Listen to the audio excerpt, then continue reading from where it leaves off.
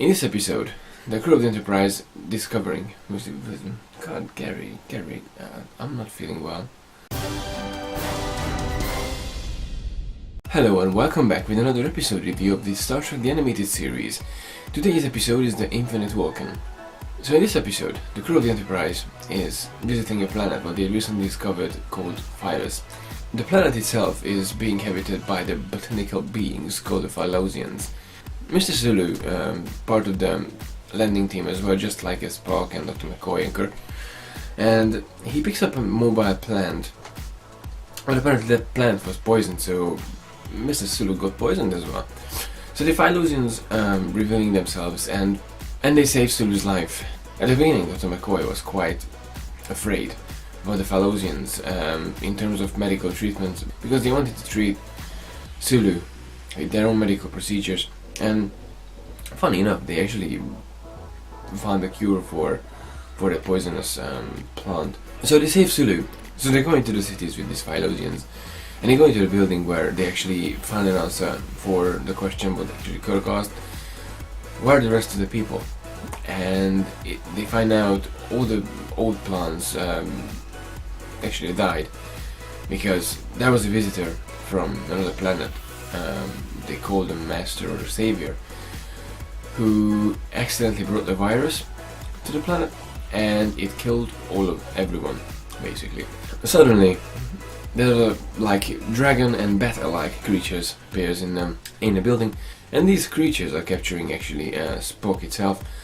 They took him because the Master found his perfect specimen for saving and making a peace treaty of saving the race. It wasn't really clear at the beginning to save the race itself or to do something else, but they definitely been talking about a superior being in the planet.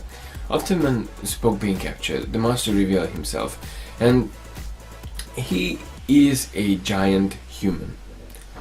Caniculus, Dr. Stravos Caniculus V, which is a bit interesting because what a human does in a newly discovered planet, and then they all comes back to the eugenic wars from the late 21st century, which is interesting actually. They touching that area that never really been explored either. But we got a little glimpse in the original series episode called Space Seed about the eugenic wars, and of course we got to know Khan and his crew, story of the Botany Bay, and of course in the later episode, the later movie in Wrath of Khan, we actually got to know what happened with them, but that was like a revenge on Kirk. And I don't have to tell you the story, but if you didn't see the movie, let me know, and maybe in another video I will explain that too.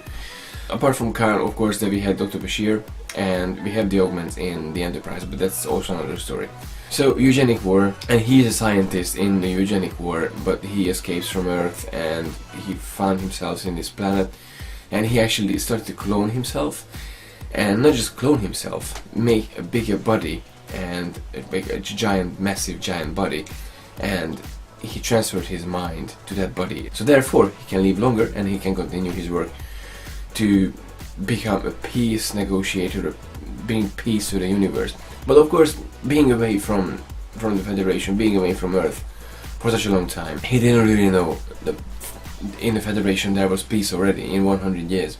Imagine this scenario: you have a plan in here, in that point of your life, and you're gone out from your life and you keep living on in a different place, in a different sort of situation. You don't have any information about what's happening here or what's happening in this timeline, and you basically still think everything is the same. You have to make peace in the galaxy, but then there was peace in the Federation already.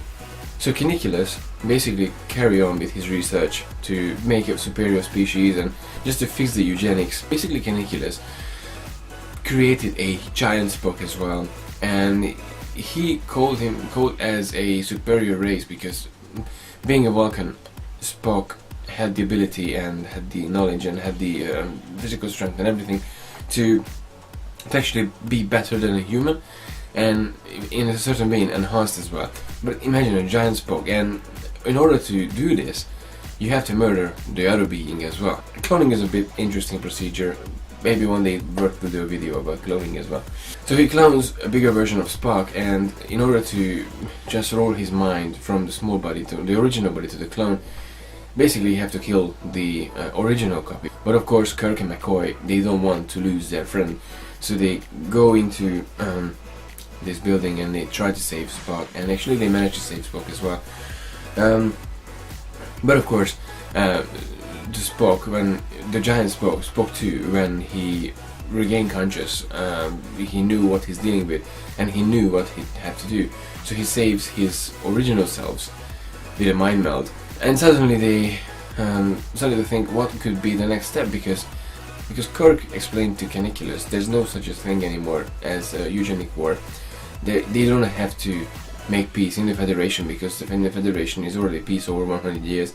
So Canniculus asked himself, okay, what should I do? What's my purpose of my existence? So actually Kirk come up with this idea as you could reinvent your knowledge and Spock's knowledge. But both of you are scientists, and they can actually re-energize the race, this Felosian race.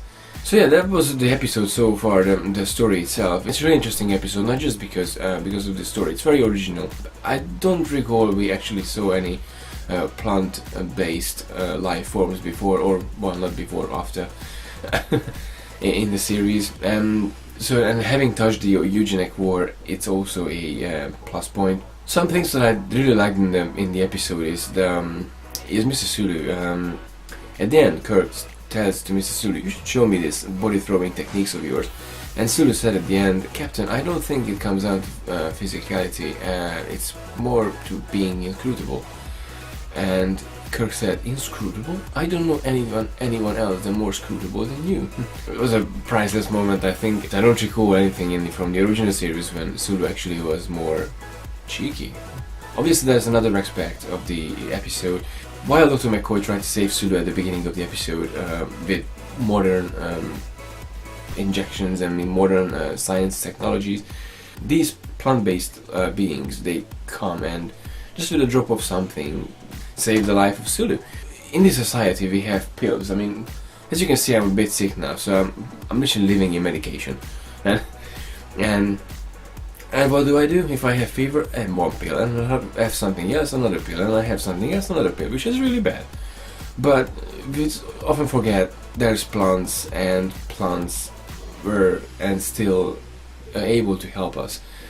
But yes, thinking about why the hell did I do this video if I'm sick? I could actually rest in the bed, but I thought it's not just, I mean, that's not what I signed up for. So yeah, probably get some honey. Not a sponsor though. So yeah, overall the episode was really fun. And there's another thing that I realized just at the beginning, and this is just an extra detail from the episode. The episode written by Walter Koenig, who never made it to the animated series. He never been into the animated series as Chekhov. But in this episode, the little pink plant that poisoned Sulu at the beginning, it called the Ratlev, actually spelled backwards as Walter. So yeah, he didn't make it to the show, but at least he was able to write an episode to the animated series.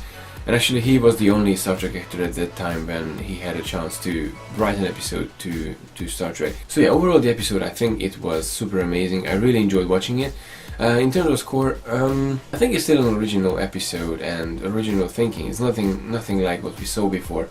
And I especially like the fact that as not just animal based life forms exist, plants can become intelligent species. It's very fascinating, and in this case I would definitely go with 5 out of 5. I know you can actually judge me because I'm recently just giving too much high scorings for this episode, but if something is good, something is good. Come on, you have to admit it. As always, thank you very much for watching. I hope you enjoyed this episode review. If you didn't see the episode, I would totally recommend to watch it. It's a very good 25 minutes to actually switch yourself off and just relax after Christmas. I really enjoyed watching the episode. I hope you will have a chance to actually watch the episode and let me know in the comment section below what you thought about the episode. Please don't forget to check out my website where I publish every week about something geeky. Now there's a couple of new articles on their website about Doctor Who and other geeky stuff, but I meant to catch up, so feel free to check that out. So thank you very much again, and see you in the next video. Live long and prosper. So during the Christmas season, all Trekkies, we are wondering about what should we watch? Because we have like 5-6 series what we could watch, but then what would be the perfect episode? So today I picked one episode from the 5 series for Christmas night.